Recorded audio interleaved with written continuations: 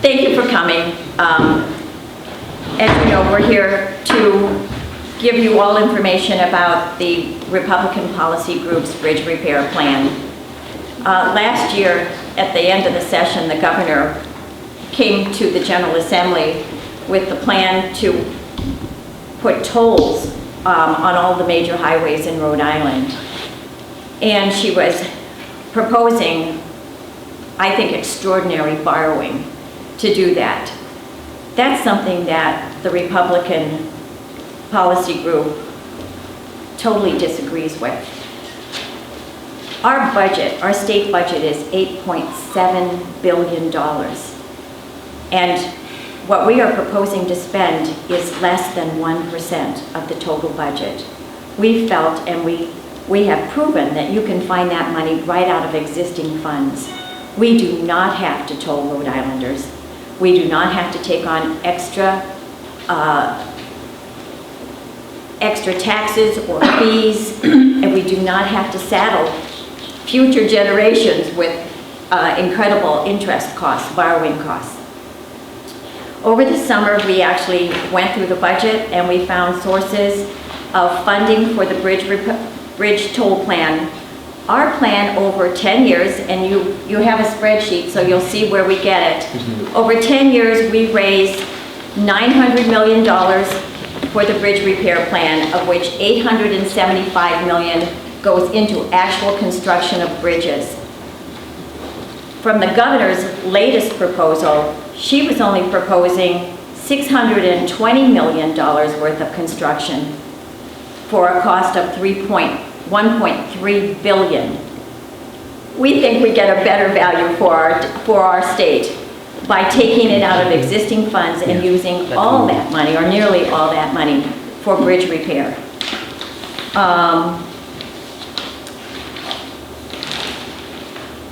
You've got an idea of where we found the funds.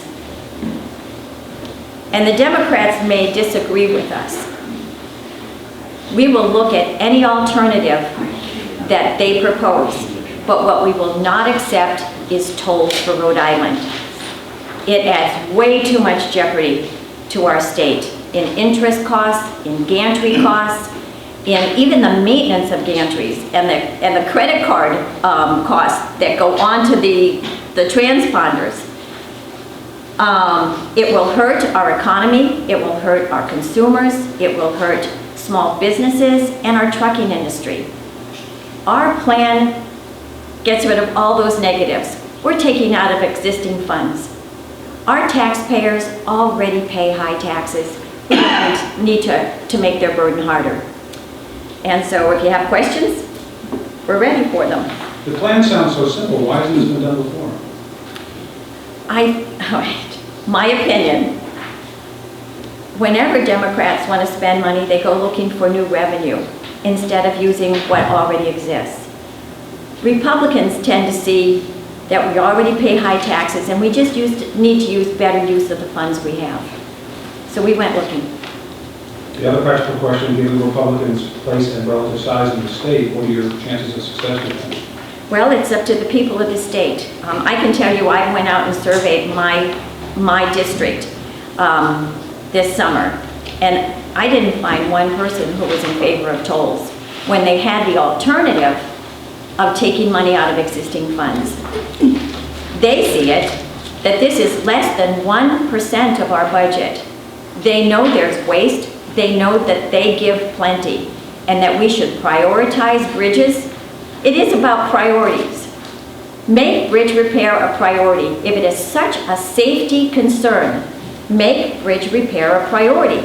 Take the money out of existing funds. Do not saddle our state with tolls and all the negatives that come with that. What would the effect be of taking the money from the various existing sources that you're targeting?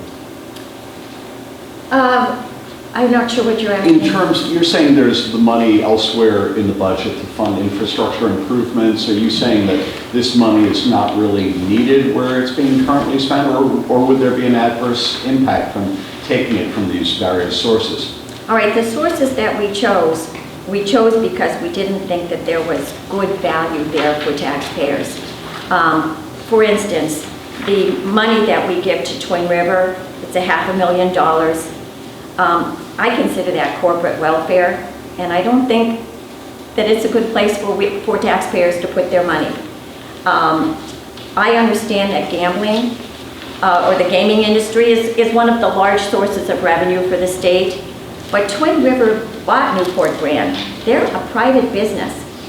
They knew what they were buying. They should have understood the risks and the advantages of buying that and be prepared. They shouldn't be looking for our taxpayers to make sure that they have an additional profit. You've got some controversial cuts in here, like the film tax credits. Talk to us about why that's part of your plan. Okay, the film tax credit is, I don't know, how old is that? About 20 years, something? And when it was first came out, I think in the first year, it was something like, or the first couple of years, it was about $26 million in tax credits were given out. And the legislature came back and trimmed that to $15 million. So right now, there's a cap of film tax credits annually of $15 million. In truth, we average about $7.7 million a year in film tax credits. When we went to the Department of Labor and got the statistics on wages, we discovered that 75% of the wages that Rhode Island gets from the film industry is paid for by taxpayers. Now that's a great model if you're in the film industry, because you're only paying for 25% of your wages. But taxpayers shouldn't be paying the wages of private industry. I consider that another form of corporate welfare. And it's not a real good use. I mean, it would be something if we were putting in a little and getting a lot. This is just the opposite. We're putting in a lot and getting a little. Again, corporate welfare, I don't think it's a good use. I don't think the taxpayers are getting good value. What about RICAP and the Medical Advisory Board? Okay, RICAP, as you probably know, is the pool of money. It's our rainy day fund. And every year, 3% of the budget, capped at 5%, goes into this bucket of money. If there's a shortfall in the budget, we use that money. But there's spillage, so we put more in than we ever need. And that spillage is about $120 million a year. We use it for various building projects around the state. Quite frankly, DOT already takes some of that money. Again, the director of DOT said that if we didn't get started on bridges, people were going to get hurt. It's a priority. We have to prioritize that spending from the capital projects account from RICAP. The money is there. It's a pool of money. It's available every year, $120 million. So we took $25 million to go into bridges. What with the Medical Advisory Board? The Medical Advisory Board. Okay, this was a board that's attached to the Workmen's Comp Board. It is a group of physicians. They meet every 2 months and they look at different medical protocols. When the Medical Advisory Board was started a long time ago, when there was the problem with workmen's comp, this board did a lot of work. They did a lot of work. But in the meantime, they're not doing very much now. They have 3 staff people that are attached to them. And quite frankly, there's just not a lot of work there for them anymore. We're not suggesting that these people be fired. There are vacancies in state government all the time. So let them apply for those vacancies. But this job has just, the medical advisor, they're meeting once every 2 months. There's not a lot of work there for them to do. The Museum of Labor, that's not state run, but if you have a cut for $200,000 from that. They get grants from the state. Again, the director said he holds his breath when he goes over some bridges in Rhode Island. I think we have to prioritize spending. The Museum of Labor certainly has some historical value, in saving that historical record, but perhaps it can be run by volunteers, can cut their hours, can merge with Slater Mill. So there's there's a better use of tax dollars. Have you or any of your colleagues here had any, or Leader Newberry had any conversation with the speaker about whether he would support any elements of your proposal? Have not.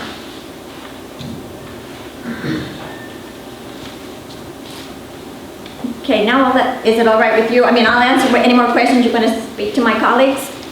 By the way, I want you to notice that we have asked the Senate to join us this year, so this is a good group of Republicans up here trying to keep the state from putting tolls in. Forgive my ignorance, can you just say and spell your name so I can have it on tape here? Sure, I'm Patricia Morgan, representative, and it's M-O-R-G-A-N. Representative from? I am from District 26, which is West Warwick, Coventry, and Warwick. Thank you. I'll speak briefly. My reason for becoming involved is that the governor's proposal with the massive debt financing was a concern of mine. Approximately $1.2 billion, give or take, is what would be paid back over the next 30 years. And that comes out to approximately $38.5 million annually in debt payments. So that is money that we would have to find anyways. So I believe when you look at the numbers that we're committing, and you subtract the annual debt payments that the governor's proposal would have us commit to, it's not a large delta, it's not a large spread. And the other reason that I'm committed to this type of bridge repair using existing funds is the tolls. I think there's a large moral hazard. I believe that there's a substantial chance that maybe in the future they would be asserted on our passenger vehicles. And even if they're not, I believe that tolls will increase the cost of all our consumer goods and the raw materials that our manufacturers use, and also when our manufacturers ship goods out of state, those the cost for that transportation will be increased by the tolls. And so that's my main reason for joining the group in this, and I think it's a great plan. Is there a function at all, and again, forgive my ignorance, of making sure that we continue to get federal matching highway funds in any of these plans? Is that part of the calculus at all? They will continue to get the funds. I'm sorry? They will continue to get the funds. I mean, that's, we match out of 4 sources. 4 sources, okay. All right, so this doesn't affect the Federal Highway Administration funds. Right now, we get it from 4 sources, which is, no, we get it from a couple of sources. We match it's $40 million to get around $220 million annually. And this does not actually change anything from a vehicle. Because I know that some part of the reason for maintaining tolls or instituting tolls was so the feds would see that Rhode is doing enough toward its bridges and roads, money would continue to come in from the federal government. I think that's kind of what we are going to do enough with our plan. We're actually putting more on bridge repair than the governor's plan does. She's going to put $620 million. We're going to put $875. So we are. Right, Rhode Island taxpayers are stepping up. We are going to be repairing our bridges. We're putting in the money. Starts at $64 million a year, and it rises over the 10 years to over $90 million. We're doing our part, and we actually will have the funds just the same for the matching funds that we get every year. Why isn't Leader Newberry here? He's in court. Does he support your proposal? He does support the proposal. He's not part of the group, but he supports the proposal.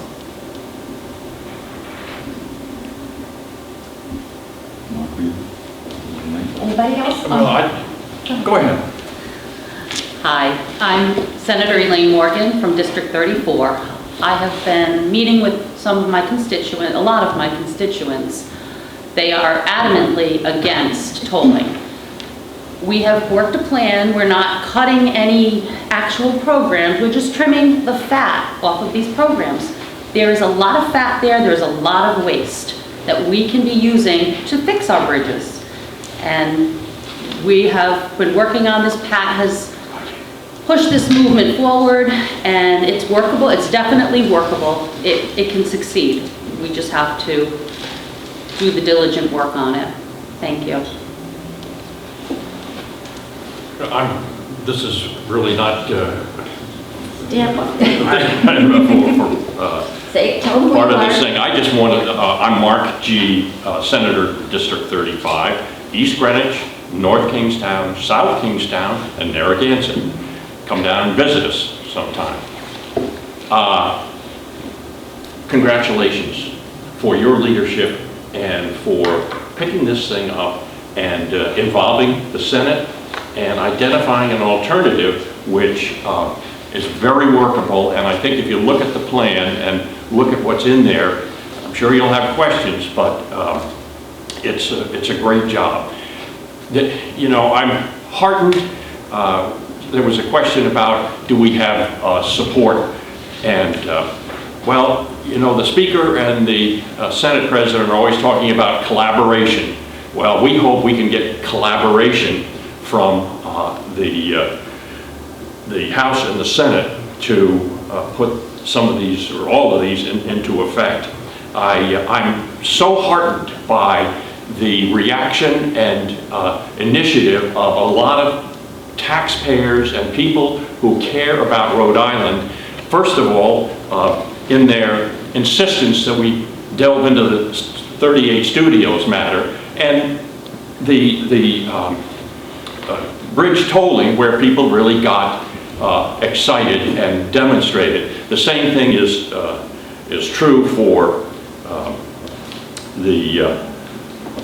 lost my train of thought, but people are willing to go out and make things happen.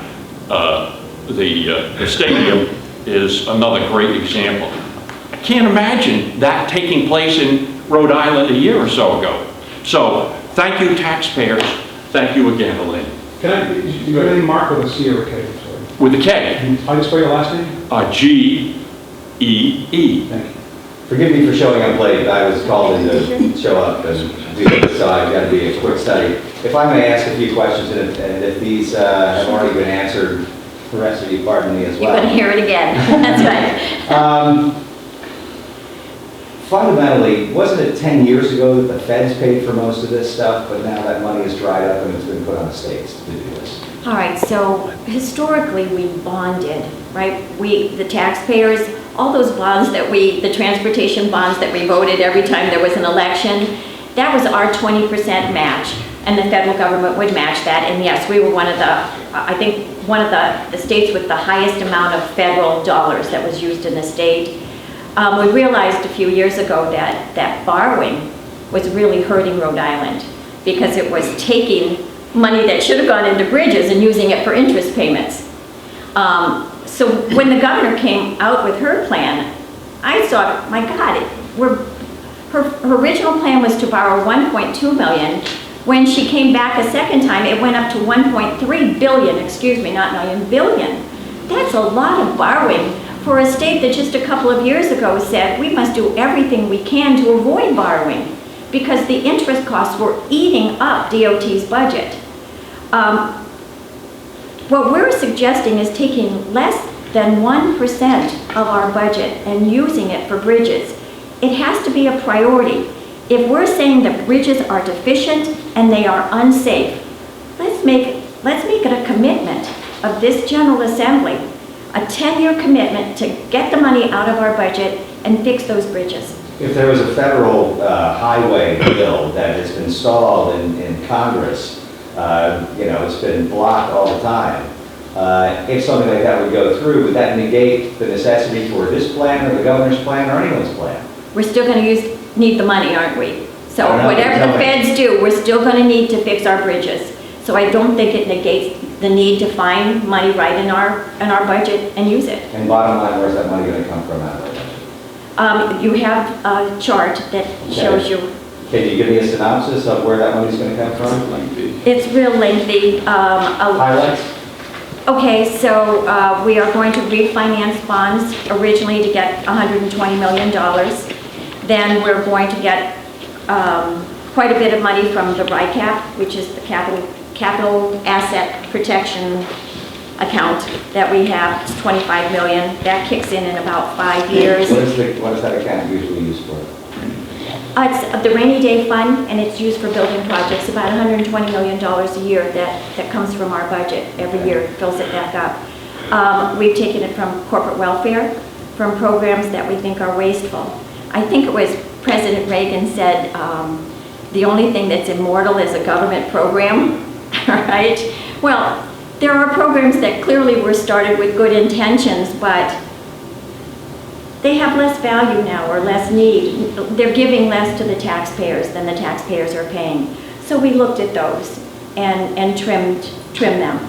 I mean, to Elaine's point, we took money from the film tax credit, but we didn't decimate the film tax credit. We just took some of the money because I think it's a priority to fix, we think it's a priority to fix our bridges rather than give corporate welfare to the film industry. The studies that have been showing the corporate film industry, I've done studies on that. We have a cap on it, Massachusetts doesn't. Massachusetts got Ghostbusters 3 and brought in hundreds of millions of dollars to that state's economy that we're not getting because there's a cap on the amount of funding. The URI study showed it's almost a 2-to-1 ratio of what's spent on films that goes back into the community. Well, I'm telling you that we actually did the study too, and we found that 3/4 of the wages that we get from the film industry in Rhode Island are supported by taxpayers. That's not a good bargain for taxpayers. But for the rest of the economy, the money going back into the economy, don't you get taxed on that, and that goes into the coffers of the state? We looked at the wages, right? Most of the film companies, we Googled it, you guys can Google it too.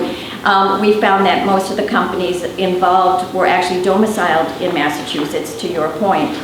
And they kind of come in, and when the project's over, they leave. So it's not as, I mean, it's been around for quite a while, and we still haven't developed that industry here in Rhode Island.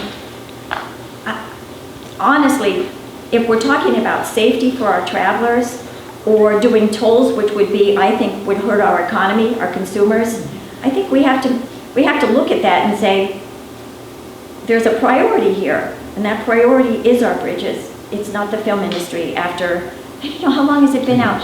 10 years. And finally, this might have been answered already before. Do you expect bipartisan support to be able to get this through, to propose this, to make it happen? We're certainly going to work for it, and I'm hoping for it. A lot of that comes from the taxpayers, from the voters out there. If they don't want tolls, if they think we should get the money out of our current budget, they need to call their representatives and their senators and tell them that. I know. Representative Chippendale. Thank you very much. Michael Chippendale, District 40, which is Coventry, Foster, and Gloucester. Just really simply, as a student of history, as a person who loves to learn from the mistakes of our past, I just want to point out three very simple and recent events that I think are poignant to this whole entire press conference and this whole entire project.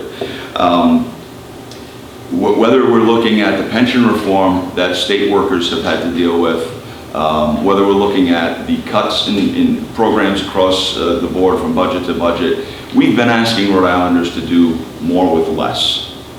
I think it's time that as government we set a good leadership example and we start to do more with less, and we take what we already have and just use it more wisely. That would be my first point. The second point is the borrowing. We have seen a tremendous amount of borrowing. We have seen that were this toll plan to go forward, the amount of borrowing is tremendous compared to the amount of actual money that would be put into those roads and bridges. Borrowing is just going to dig the hole that we're in much deeper. It's not going to solve the problem.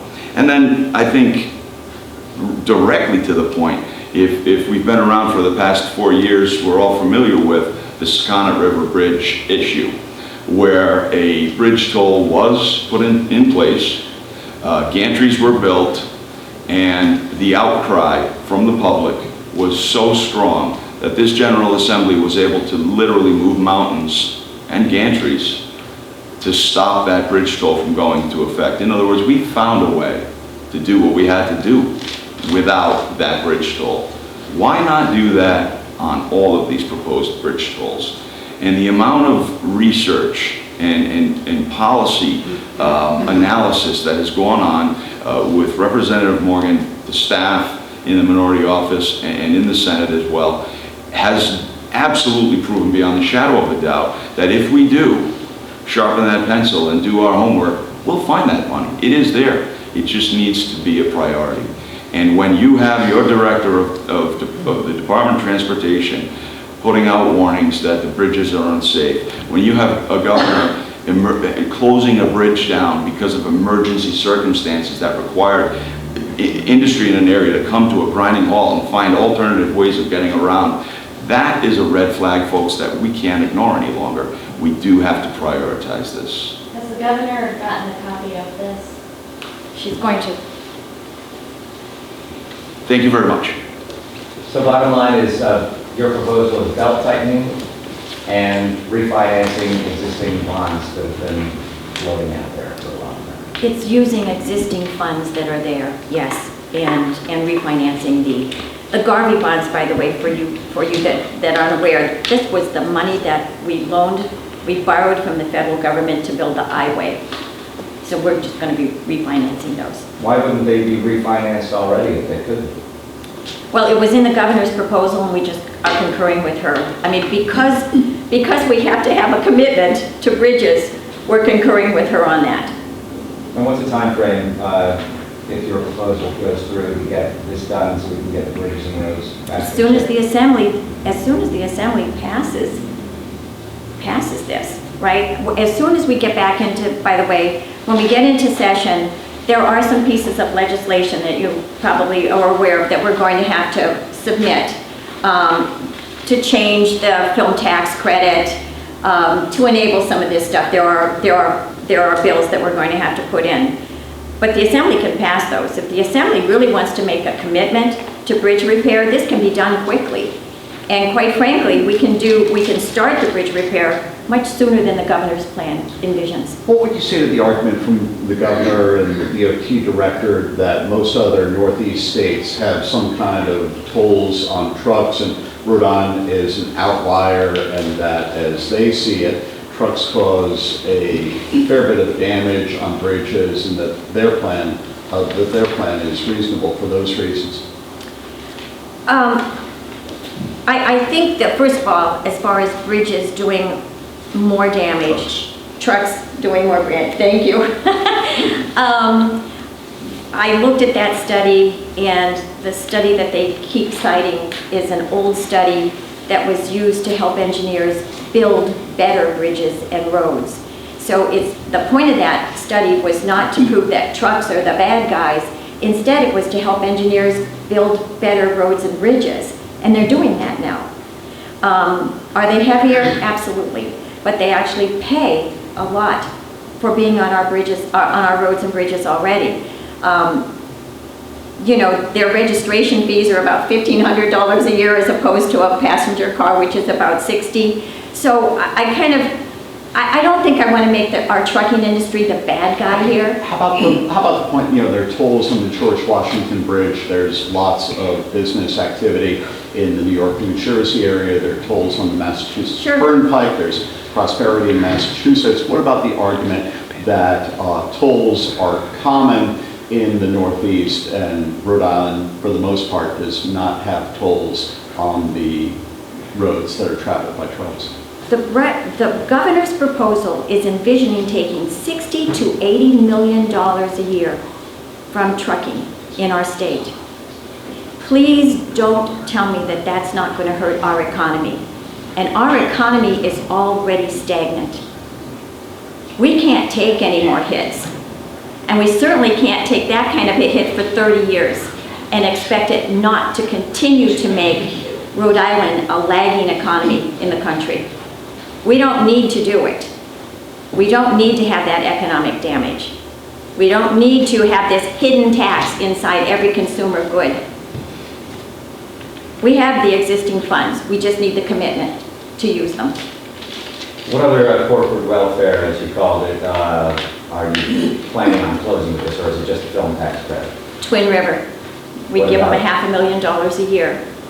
It's honestly, gaming is, we know it's an important source of revenue for the state, but Twin River just bought Newport Grand. It's a private company. They knew what they were buying. They should have done their homework. They shouldn't be coming to the taxpayers and asking for $500,000 so they can make a little bit more profit. Are they getting that now? Yes, it was in our budget. And that's annually, or is that renegotiated every year, or? I think it will be every year, So $500,000 this year, $500,000 every year, because I assume that it will be there every year. and the film tax credit, anything else? Who's got it? Okay, what else do you want to know? The big ones. RICAP, which is the rainy day fund, we're taking $25 million starting in 2021. The reason we're waiting is because those projects are usually planned in advance. So we took the refinancing of the federal Garvey bonds to fill that space so that then RICAP could kick in after. What happens after? Oh, the DMV fees, there's a big one. We have raised the DMV fees 40% in the last 2 years. That's a lot of money. That's a lot of additional money that we're taking from every person who owns a car, every traveler, right? When we passed those, quite frankly, I think everybody up here voted against it, but when we passed those, it was, the intention of those funds was to go into bridge repair. Where to go? Into the general fund. So we are going to say, we promised the people when those extra fees and the index to inflation of the gas tax, when those things were passed, we said it would be used for bridge repair. We're going to make the state stick to that. It's for bridge repair. So you're not talking about eliminating that, you're talking about. We're just putting an asterisk we're just on it taking what we and tax it over added. bridge. Right, we're not taking what was already there, just the additional. Because we said that that's why we were putting those additional fees, gas tax. That's what we said it was going to be for bridge and road repair. Why wasn't it written into the law like that they couldn't use it for anything else? I don't know, you don't have to. Should have Question. been. Should have been. What else? So you're Oh, the saying JCLS. All right, JCLS is this building. I think you all know that. That's the Joint Committee of Legislative Services, or Council of Legislative Services, JCLS.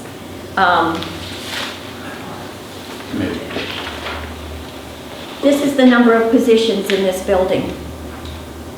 We are a part-time legislature. We serve 60 to 70 days a year from January through June. Our budget has grown 60% in the last 12 years. And in that time, we actually downsized the legislature. But the budget has gone up 60%. We're asking for $4 million out of the $42 million that we spend. Again, Maintenance, janitorial, what is that? you know, we're going to leave it up to leadership. They're going to take that right anyway to find the cuts. It could be in legislative grants. It could be in, do you know how much paper we use in this building? A lot of paper. I don't know where they're going to find the cuts, but we're looking for $4 million. We spend $42 million. We're asking for 10%. And again, it has to be about making the safety of travelers a priority in Rhode Island. Oh, thank you. You plan to take $4 million, is that right, from JCLS? $4 million, okay. Another thing that's near and dear to the Republican policy group is the Rhode Island Convention Center Authority. As you know, we did this study last spring, and they're not living up to their potential. They, this year, took $25.7 million from taxpayers to prop up their operations. We are asking them to be accountable, and in the first year, we are expecting them to take $1.5 million less than they're taking. All right, we don't envision that we're not going to give them money, but we want them to start cutting expenses and making more profit. They will be better for Rhode Island if they do that. And then every year, we're going to march that up by another $250,000 that will go from them to our bridges. We think they can do it. Any others? Let's see. Art expenses out of RICAP. You're going to have, you have a summary, so it's kind of explained in the summary. Right now, all right, so we talked about RICAP. That's $120 million a year that is used for building projects. And inside of that is a mandate that 1% of the money be used for art in buildings. Now, we're not suggesting that art isn't important. In fact, I think it's really important that our bridges look pretty. But we just gave, 2 years ago, I think it was, we exempted the art community, art industry from sales tax. And that's $1.5 million a year. It's a lot of money. And it helps them far more than this 1%. We're suggesting that until 90% of our bridges are no longer deficient, that we don't spend that 1%. Once 90% of our bridges are fixed and ready to go, then that can kick back in. Energy savings, again, there's a renewable energy is much more expensive than the energy, the electricity that is generated by natural gas. And right now there is a surcharge.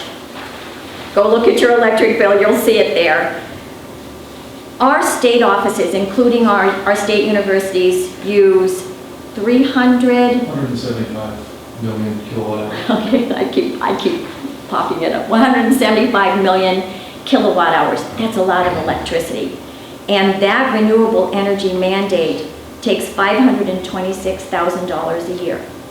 So again, we're not saying get rid of that forever, but until 90% of our bridges are no longer deficient, we say take that money, use it for bridges. It's more important that people be safe, that no bridge collapses. I think I've done everything but the Cadillac tax. You guys all know what Obamacare is, the Affordable Care Act. There's a provision in there that there is a fine, and it's a hefty fine of 40% for any insurance policy that costs, Jeffrey, you're going to have to help me there. For an individual, it's at $10,200. $10,200 for the actual cost of the policy, and 20-something for a family. And unfortunately, some of our state provided health insurance policies are going over that. In the budget this year, they've already put $2 million in to start preparing for the fact that there's going to be this 40% fine. That fine doesn't come back into our economy, that goes to the federal government. So we gave them 2 years to prepare for this, because obviously they're going to have to work with insurance providers to see how they can restructure those policies to keep them below that threshold. But we feel that we shouldn't be allowing the state to pay a 40% fine on health insurance. 2 years to work out the details, but we're going to take that $2 million that's already in the budget and put it towards bridges. Again, it's a priority.